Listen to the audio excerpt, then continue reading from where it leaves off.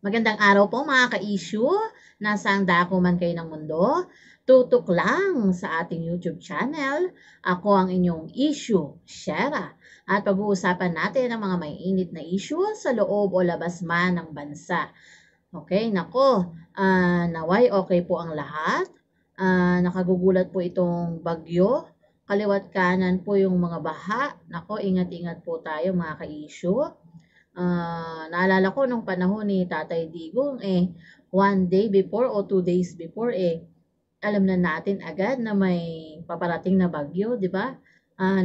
Nakahanda agad ang mga relief goods, ang rescue team. So ayun, yun lamang po yung namimiss natin kay Tatay Digong. Okay? So ayun po, ingat-ingat po ang lahat. Pati po yung mga na-stranded sa baha at sa malakas na ulan. Ingat po mga ka-issue. Ayan, okay. So, ayun. Ang tindi po ng highlight sa SONA ng ating Pangulong Bongbong Marcos. Standing ovation po at nagpalakpakan ng todo itong mga politiko na dumalo sa SONA nung sinabi ni PBBM na ban na ang pogo sa bansa. Makikita dyan kung gaano kasaya itong mga dumalo, 'di ba? Makikita pa nga yung may mayor pa na talagang nagpakita ng sobrang kagalakan, talagang gumaganyan pa siya. 'Di ba po? Okay, so isa 'yan sa pag-uusapan natin. Heto pa ang isang naging highlight. Isa-isahin natin yung mga naging highlight po ano.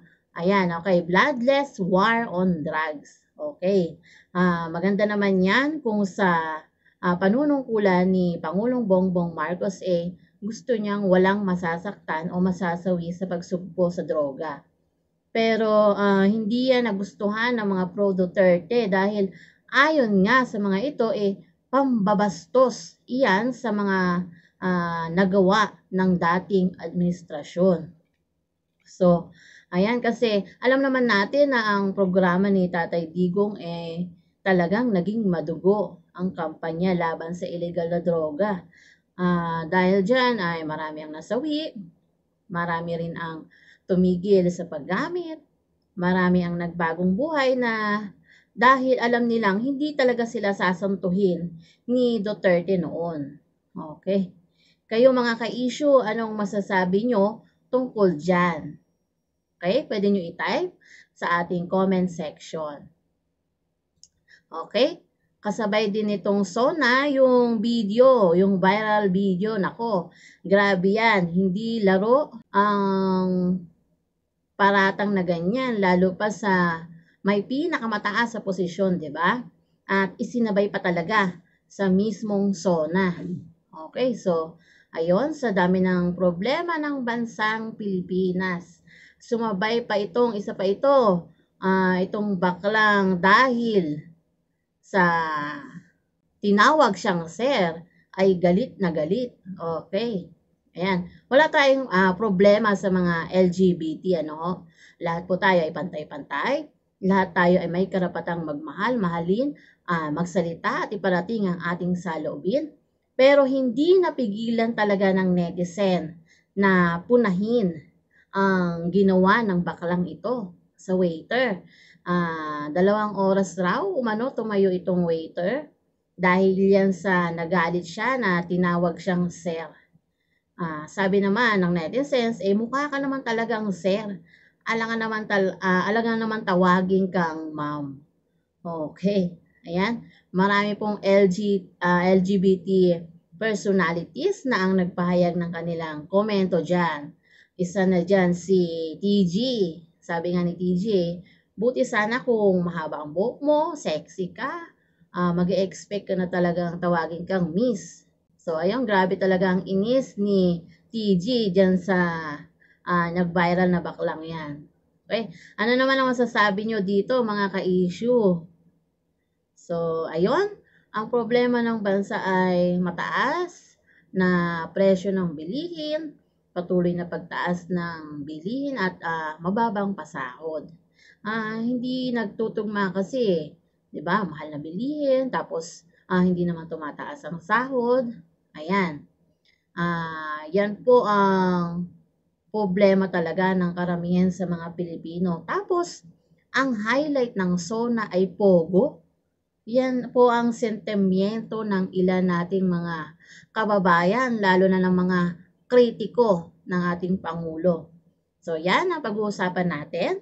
Pero kung bago ka pa lang dito, mag-subscribe na sa aming YouTube channel dahil dapat updated ka. Issue Shera. marami po ang naapektuhan ng pagbaban na ito ni PBBM sa Pogo. Legal man o hindi, legal o hindi, ay ban na raw po yan. Marami, libo-libong mga Pilipino po ang mawawala ng trabaho dahil dyan. Nasa 40,000 po na mga Pilipino, ganun po karami. Sa legal na Pogos po yan ang mawawala ng trabaho. Pero ang sabi po ay bibigyan naman daw po ng kapalit na trabaho itong mga Filipino workers ng legal na Pogos na nawalan ng trabaho. Kaya lang, eto po, ang laki pala ng sinasahod ng mga yan. Yung mga nagtatrabaho sa legal Pogos nag-range mula 30,000 hanggang 40,000 ang sahod doon. Tumatanggap rin daw kahit hindi college graduate. So, ang reaksyon nila dyan ay matutumbasan nyo ba ang sahod namin dyan sa ipapalit nyong trabaho? Kasi 30,000 to 40,000 anong minimum ngayon? Nasa 15,000 lang yata a month. So, grabing adjustment din tayo talaga sa pagbabagong ito. Tapos, paano yung mga hindi graduate ng college? Anong trabaho ang ibibigay sa kanila? Okay. So, basahin natin itong post ng isa nating ka-issue na apektado po sa issue ito. Okay, basahin po natin. Mula kay netizen May Dumangas. Bye Pogo na daw kasi ban na sa Pinas. Pero dapat kaya niyong tapatan sahod at qualification ng mga nag-work sa ganitong industry, ha? Ayan, hello na tayo sa mataas ang qualification standard tapos mababang sahod. Kahit cashier sa convenience store need ang may degree daw.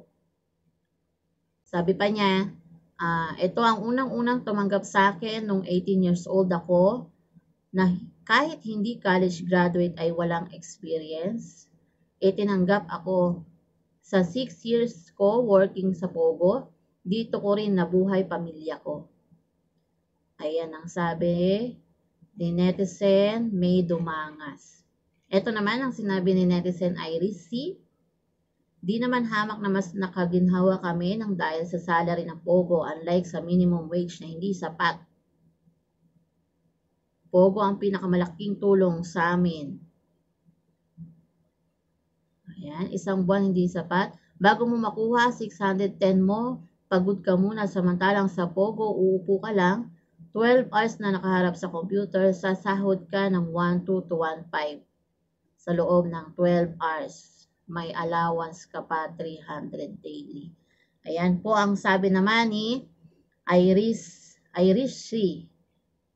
Ayan. Okay, yan ang sentimiento ng mga ilan sa ating mga ka-issue. Ayan, nakalulungkot po. Pero maganda rin sana yan kung gagawing legal at higpitan na lang. Kasi nung panahon ni Duterte, legal yan at malaki yung naging tulong niyan para ma-survive ng bansa yung pandemya. Di ba, matinding pera rin ang ipinamigay ng gobyerno sa mga tao, libo-libo po, para lang masuportahan ang mga pangangailangan ng mga ordinaryong Pilipino. Di ba? Para hindi sila magpumilit na magtrabaho dahil nga may virus sa labas. Okay. Pero tingnan natin kung anong mga susunod na kabanata dyan sa issue ng Pogo. Okay. Hindi naman tayo against sa pagbaban ng pogo. Kung yan talaga ang nararapat, ay okay sa atin yan. Okay? Kayo mga ka-issue, i-comment ninyo ang inyong masasabi. Ano ba sa palagay ninyo? Dapat ba talagang iban ang pogo? Ang legal at illegal na pogo? Pareho po yan, ban. Ano po ang inyong masasabi patungkol dyan? Okay. Ito namang video. Ayan, hinahanting na po ang gumawa niyan. Ayon po rito sa mga nag-imbestiga, ay hindi raw po yan ang Pangulo. Makikita raw po sa tenga na magkaibang tao ang nasa video. Okay, ito raw pong video ay posibleng AI. Okay, marami na rin kasi talagang gumagamit ng AI ngayon.